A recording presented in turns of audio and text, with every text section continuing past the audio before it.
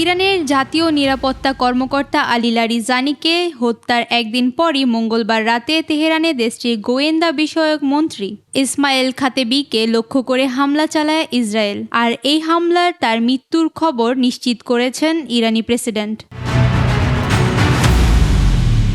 ইরানকে আবারও হুঁশিয়ারি দিলেন মার্কিন প্রেসিডেন্ট ডোনাল্ড ট্রাম্প। বললেন, এখনও যা অবশিষ্ট আছে তা শেষ করে দেওয়া হবে। সামাজিক যোগাযোগ মাধ্যমে দেওয়া পোস্টে তিনি আরও বলেন, হরমুজ প্রণালীর নিরাপত্তা নিশ্চিত করার দায়িত্ব সেই সব দেশের উপর ছেড়ে দেওয়া হবে যারা জলপথটি ব্যবহার করে। হরমুজ প্রণালী কিভাবে পুনরায় খোলা যায় তা নিয়ে ন্যাটো মিত্র দেশগুলোর মধ্যে সম্মিলিত আলোচনা করা হচ্ছে বলে জানিয়েছেন সামরিক জোটটির মহাসচিব।